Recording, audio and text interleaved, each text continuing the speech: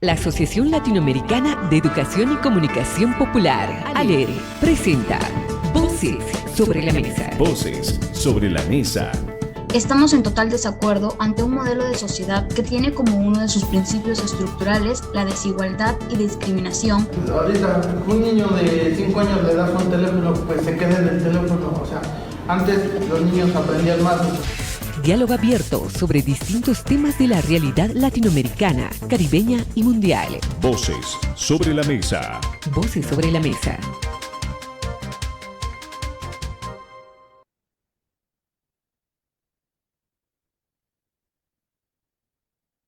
¿Cómo están, queridos amigos del continente? Muy buenas tardes. Les saludamos desde Bolivia, desde todo el continente americano, para poder estar en una jornada más de Voces sobre la Mesa. Les acompaña Adalid Arciénega desde la Red ACLU de Bolivia y, como siempre, muy bien acompañado junto al otro lado del continente, junto a Yolani Pérez desde Radio Progreso. Yolani, buenas tardes. Bienvenida a Voces sobre la Mesa.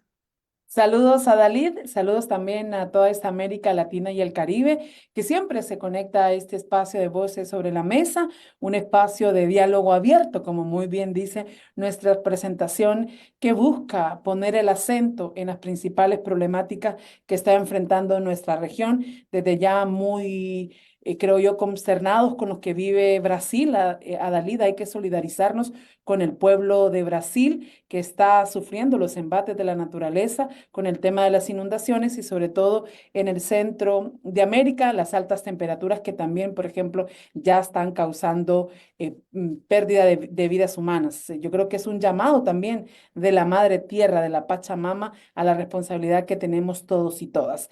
Y bueno, una responsabilidad que no únicamente es de hombres, de mujeres, de niños, de la familia. Adalid, de una familia que tiene que ser consciente del mundo en el que vive y de la realidad en la que se inserta. Tú bien lo decías de forma acertada, que esta es una responsabilidad de la familia y justamente son las familias las que hoy merecen la atención en este programa. Nos acompaña desde Sucre, Bolivia, Juan José García Céspedes. Él es gerente de programas de aldeas infantiles SOS y que, bueno, además de ser psicólogo, tiene alguna maestría relacionada al tema de la gestión de los proyectos. ¿Cómo estás, Juan José? Un gusto tenerte acá y un fuerte abrazo para ti y bienvenido a Voces sobre la Mesa. Muchísimas gracias por su invitación a Dalit y a todos los que han dado la posibilidad y están dando la posibilidad de que nos podamos conectar a nivel global, internacional y poder compartir las experiencias que se tienen en cuanto a el acompañamiento a familias en alta vulnerabilidad desde las tierras chuquisaqueñas y en especial desde el municipio de Sucre. Que además estamos en tiempos de festejo, estamos ya a puertas de recordar el 25 de mayo, el primer grito libertario, ¿no? De Latinoamérica. Entonces, muchísimas gracias. Bueno, Bueno, nos Juan unimos José, también a esta ¿tú felicitación. te parece si ingresamos, Yolani? Muy bien, adelante. Sí, tal vez que comenzar contándoles, bueno, qué contextos están rodeando hoy por hoy, Juan José, la realidad de las familias en esta América Latina, a qué acontecimientos se tienen que enfrentar cotidianamente, las mamás, los niños, las niñas, los papás. Si podemos comenzar con este diálogo. Sí, creo que es muy importante precisar la importancia de la convivencia familiar, principalmente para poblaciones en alta vulnerabilidad.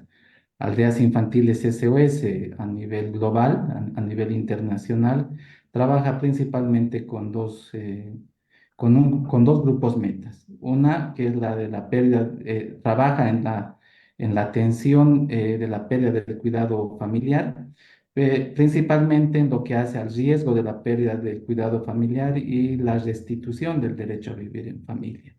Es en ese sentido que para aldeas infantiles SOS es muy importante que los niños y las niñas en estos momentos tan difíciles que de alguna manera están siendo marcadas no solamente por temas climatológicos como el Brasil, sino también por temas que hacen a la vida cotidiana y sobre todo aquello que pone en riesgo su integridad, ¿no? Y uno de los principales factores de riesgo que está generando que la familia esté en riesgo de desintegración y que los niños y las niñas queden en el abandono y en la orfandad es la violencia, ¿no? Entonces es una temática que nos preocupa como Aldeas Infantiles SOS a nivel Bolivia, a nivel local también en Sucre, y es en ese sentido que venimos trabajando para preservar principalmente el entorno familiar.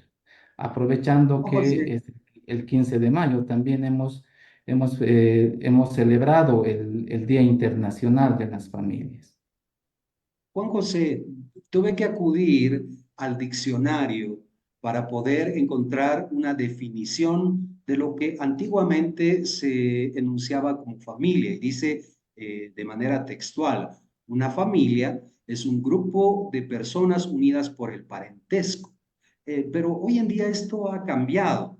¿Qué modelos de familia existen hoy en día, considerando que existen familias disfuncionales, que existe la migración y como tú lo decías, el elemento que está haciendo que se desarticulen las familias es justamente el tema de la violencia? Creo que la familia ha cambiado en el modelo tradicional, en relación al modelo tradicional. Ese modelo que de alguna manera estaba predominante en cuanto al tipo de familia, papá, mamá, la composición de la familia, inclusive consanguínea al vínculo que se lograba establecer históricamente en una relación al interior de la familia. Creo que ese modelo ha ido ya, de alguna manera, siendo, diversificándose. Nosotros vemos como Aldeas Infantiles que es muy importante el tema de diversificar también el concepto de la familia como tal. Ya no podemos concebir una familia estructurada por papá y mamá tradicionalmente. Ahora, de hecho, en estos momentos hay muchos tipos de familia, ¿no?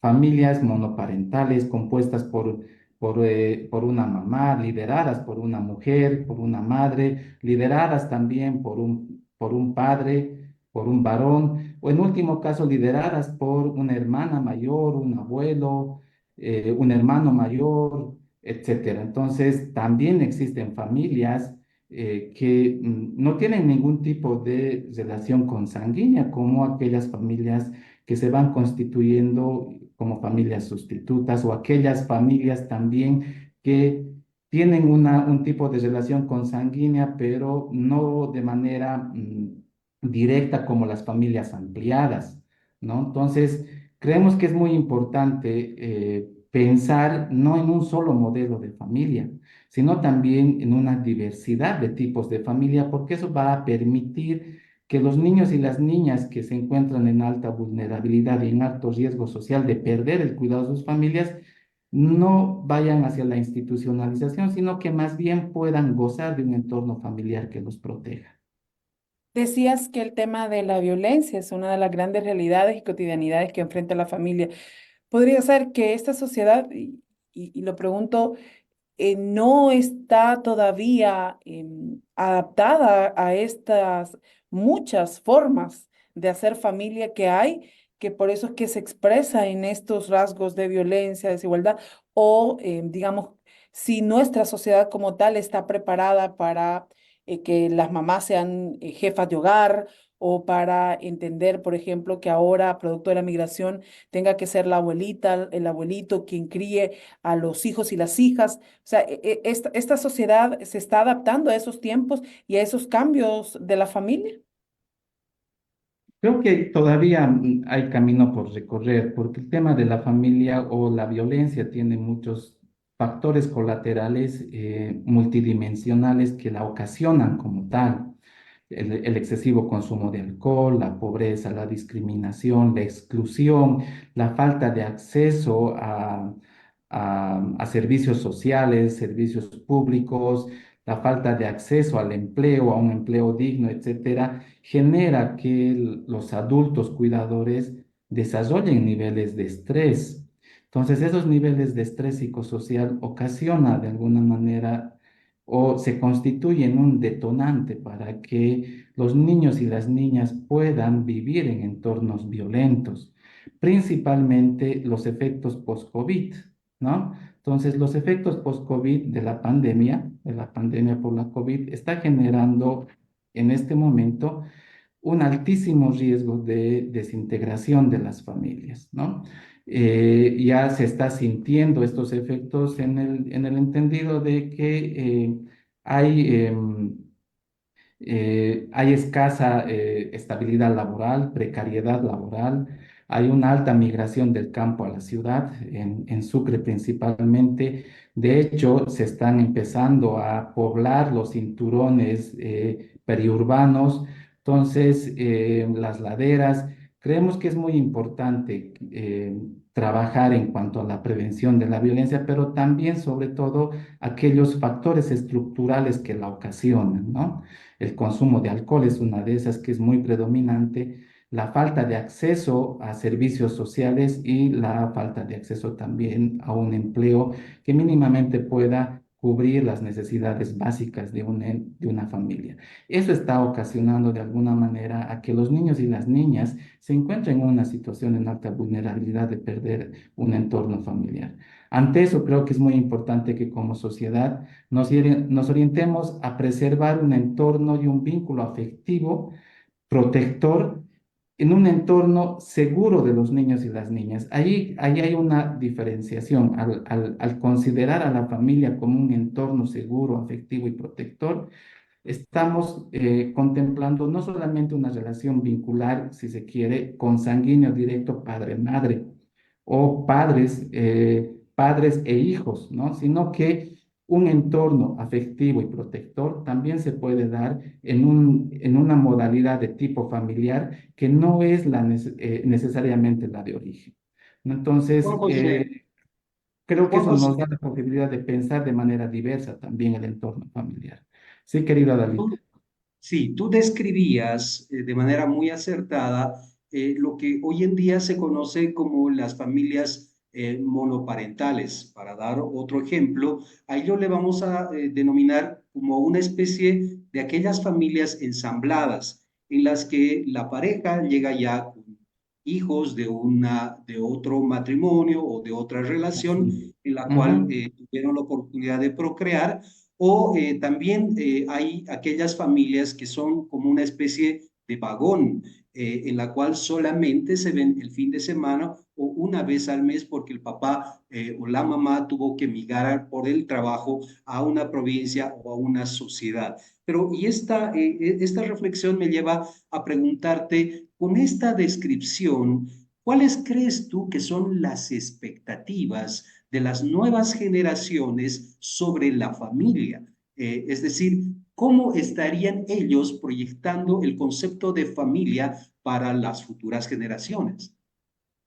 Interesante la pregunta. Creo que ahora, ¿no? Estas generaciones y estas nuevas generaciones, de hecho, que con lo que están experimentando la construcción de las nuevas familias, ya no tienen una expectativa de una familia tradicional. Entonces, ya no se ven en una relación de pareja, por decir, estas nuevas generaciones.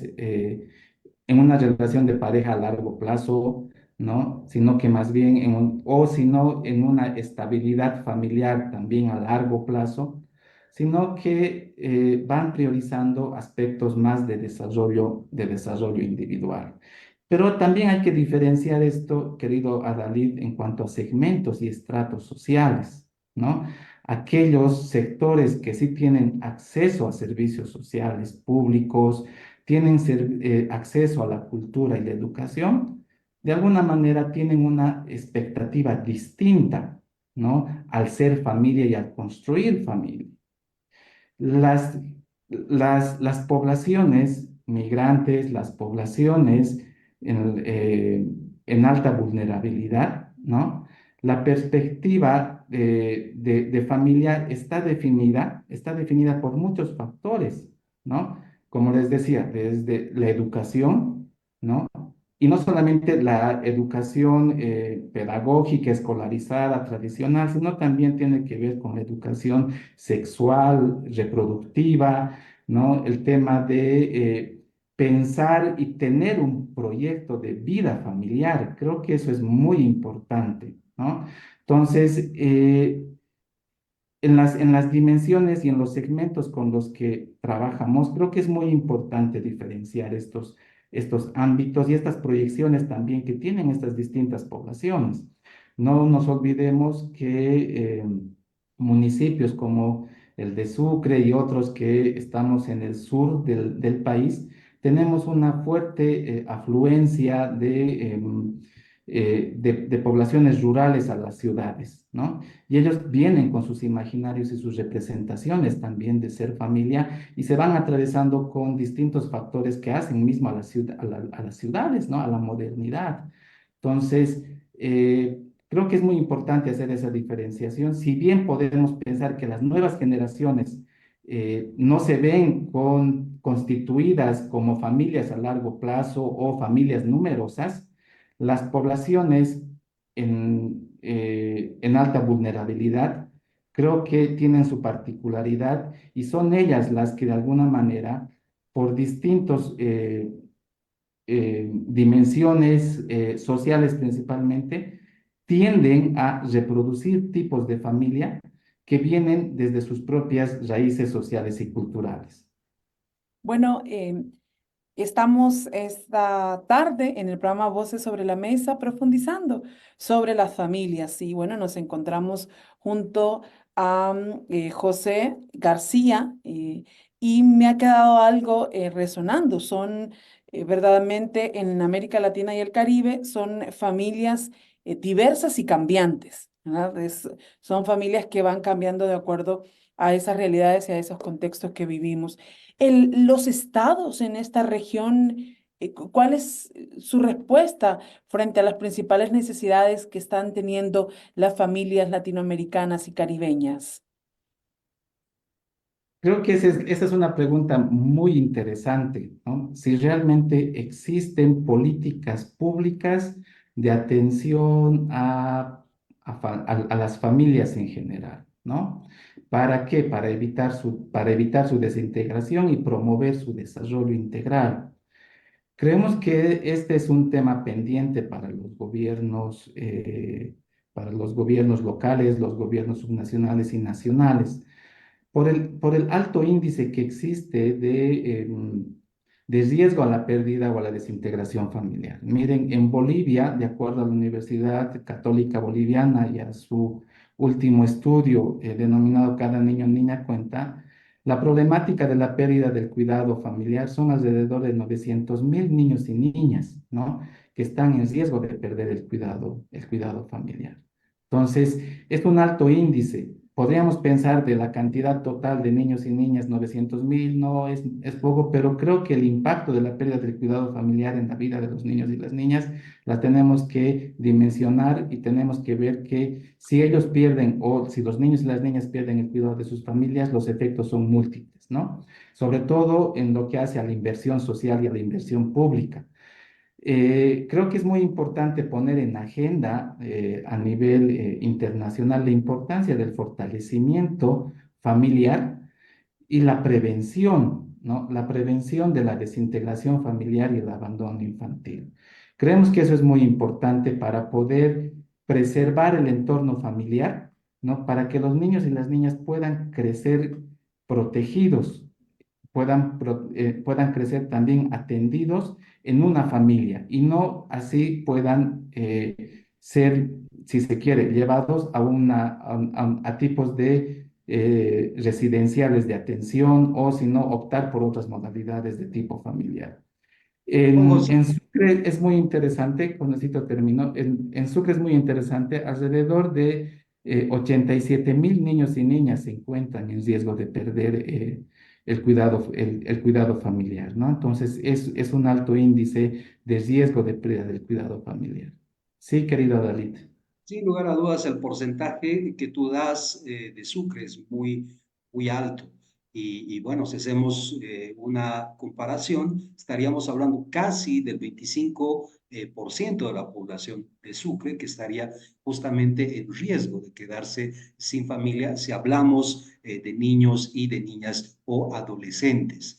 Mira, yo me quedo con lo que tú decías hace algún instante, porque hablabas de que una familia, para ser considerada como tal, no tiene que necesariamente tener lazos o vinculación sanguínea. Entonces, ahí es donde yo quiero preguntarte, porque siempre me ha llamado mucho la atención, ¿cuál es el modelo de familia que asume Aldeas Infantiles SOS, sabiendo que son niños que han quedado en abandono o por alguna característica son acogidos en las casas que ustedes tienen allá con una mamá que por supuesto les representa aquella imagen maternal? No, creo que es muy importante la pregunta que haces, querido Dalit, en el sentido de que el concepto de familia que asume Aldeas Infantiles SOS para las poblaciones en alta vulnerabilidad principalmente están regidas, uno, por la Convención Internacional de los Derechos del Niño y la importancia de preservar el entorno familiar, pero principalmente las directrices sobre las modalidades alternativas de cuidado de las Naciones Unidas. Estas directrices que están focalizadas hacia los niños y las niñas en riesgo de perder el cuidado de sus familias, diversifica las posibilidades de atención, tanto a niños que están a punto de perder el cuidado de sus padres, en cuanto a la necesidad de preservar el entorno familiar, de prevenir la desintegración familiar y mitigar aquellos riesgos que la ocasionan, como la violencia, el consumo de alcohol, el embarazo adolescente, etcétera, o la trata y tráfico, etcétera, que son factores de riesgo que detonan a que un niño o una niña pierda el cuidado familiar. Entonces, la principal razón y labor, no solamente de Aldeas Infantiles, sino de la sociedad en general y de la política pública también a nivel general, debe estar focalizada y enfocándose a preservar el entorno familiar. También es importante que cuando un niño ya ha perdido el cuidado de su familia, buscar las mejores alternativas para que este niño no vaya a centros residenciales masivos, sino que principalmente pueda quedarse en un entorno familiar más cercano como su familia ampliada, ¿no? Entonces, la familia ampliada es también un dispositivo de atención y de intervención preventivo, por lo que buscamos principalmente es que ese niño no caiga hacia el abandono o hacia la institucionalización y pueda quedarse en un entorno familiar más cercano como su familia ampliada. Pero cuando un niño ya ha perdido completamente el cuidado de su familia, es muy importante pensar en otros tipos de familia. Nosotros, por decir, podemos ser una familia sustituta, ¿no? O existen personas de corazón, de mucho corazón, de solidaridad, que pueden asumir el cuidado de niños y niñas que ya han perdido el cuidado de sus padres.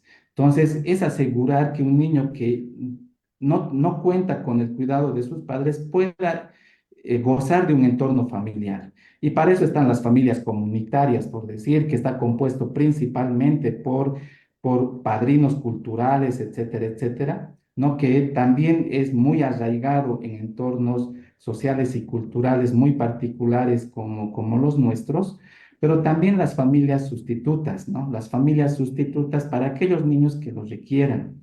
Entonces, siempre pensando que la institucionalización de los niños y las niñas es la última modalidad a la cual deben de ir. Entonces, miren, en esta diversidad, si se quiere, de familias, encontramos a la familia de origen, que es nuestra familia, es la familia en la que crecemos, pero también nuestra familia, por distintos factores y por distintas razones, puede estar en riesgo de desintegrarse, ¿no? Entonces, es muy importante realizar acciones, planes y programas que vayan orientadas a preservar la familia. Y cuando un niño o una niña ya se encuentra en un centro de acogida residenciales, es muy importante identificar la necesidad de que ese niño pueda retornar a su familia, pero retornar de la mejor manera para que este niño pueda desarrollarse plenamente. A eso le llamamos la revinculación o el reintegro familiar de niños y niñas. Entonces, en de acuerdo a a estas directrices sobre las modalidades alternativas de cuidado de las Naciones Unidas, identificamos mucha diversidad, ¿no? De tipos de familias para atender a niños y niñas en alta vulnerabilidad o en situación de riesgo. Y en todo este Eh, trabajo que hacen, porque me parece muy interesante todo este trabajo que están haciendo, ¿cómo ha sido la respuesta de la autoridad a colaborar y fomentar este trabajo que ustedes hacen? O más bien ahí es más el esfuerzo de ustedes como organización que siguen apostando este proceso. Para nosotros es muy importante llevar adelante nuestras acciones y nuestras actividades, planes y programas en alianza, ¿no? En alianza estratégica y en un triángulo de gobernanza. Es muy importante que las comunidades en las que intervenimos y en las que nos encontramos puedan comprometerse y puedan corresponsabilizarse con los servicios que implementamos, por un lado. Por otro lado, los estados, los gobiernos nacionales y los gobiernos subnacionales, sean municipales o departamentales, también puedan comprometerse en la atención de estas poblaciones en alta vulnerabilidad. De hecho, Aldeas Infantiles SOS, al implementar un proyecto, no lo hace solo, lo debe de hacer junto a la comunidad y con participación activa y protagónica del Estado. Entonces, los planes y programas para la diversificación de las modalidades alternativas de cuidado de tipo familiar para los niños y las niñas no los hacemos solos. Proyecto que implementamos lo hacemos con la comunidad, con el municipio o con el gobierno autónomo departamental. Para nosotros es muy importante eso porque es la base de la sostenibilidad misma, porque lo que buscamos es potenciar y fortalecer a los sistemas de protección infantil locales y municipales y departamentales, ¿no? ¿Para qué? Para que sean los gobiernos municipales o los gobiernos subnacionales que puedan conocer desde la práctica, un modelo de atención e intervención a poblaciones en alta vulnerabilidad y a partir de esa experiencia práctica la puedan llevar hacia la normativa, es decir, se pueda convertirse y se pueda constituir en política pública. Poco esa es la modalidad con la que intervenimos, en la que implementamos también los programas de aldeas infantiles y los proyectos en aldeas infantiles SOS. Juan José, nos queda un minuto para cerrar el programa y bueno, agradecerte por esta invitación, pero no te quiero dejar ir sin apelar a ese poder de síntesis que tienes para podernos decir, mira, las nuevas generaciones en las ciudades cada vez quieren familias más pequeñas, pero en Así el es. área rural pasa todo lo contrario.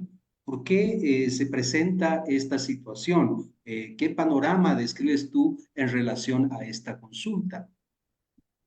Creo que esto es bien importante. Creo que las representaciones sociales y culturales que tienen las poblaciones rurales sobre la familia es muy importante. Creo que eso es lo que va a definir y va a marcar la estructura de la familia misma.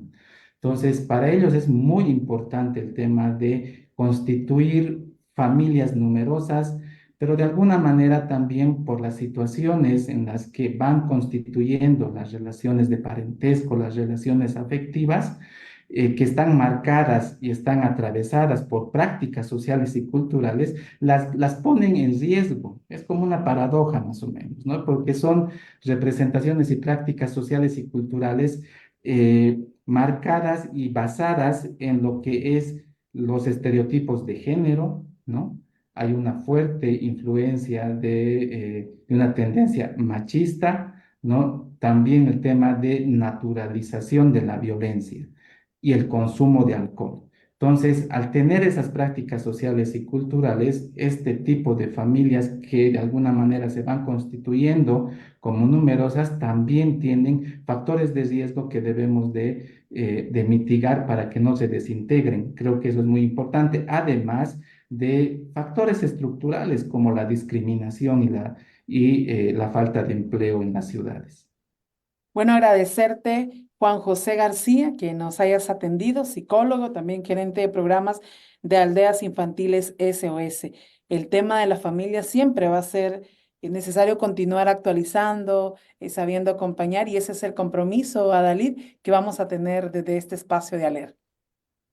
Un abrazo, Juan José, un abrazo para ti también, Yolani, hasta Honduras. El reencuentro será la siguiente semana con más Voces sobre la Mesa. Muchísimas gracias a Dalit, muchísimas gracias también a Yolani por esta oportunidad. Un gusto conocerte, Dalit. Somos coterráneos, vivimos aquí en Sucre, ¿no? Entonces, estoy seguro que vamos a seguir en contacto y también por dar a Aldeas Infantiles esta oportunidad de acercarse a la ciudadanía, a la comunidad sucrense también y ¿por qué no latinoamericana? Muchas gracias. La Asociación Latinoamericana de Educación y Comunicación Popular, ALERE, presentó Voces sobre la Mesa. Voces sobre la mesa. Estamos en total desacuerdo ante un modelo de sociedad que tiene como uno de sus principios estructurales la desigualdad y discriminación. Ahorita un niño de 5 años le das un teléfono, pues se queda en el teléfono. O sea, antes los niños aprendían más. Diálogo abierto sobre distintos temas de la realidad latinoamericana, caribeña y mundial. Voces sobre la mesa. Voces sobre la Mesa.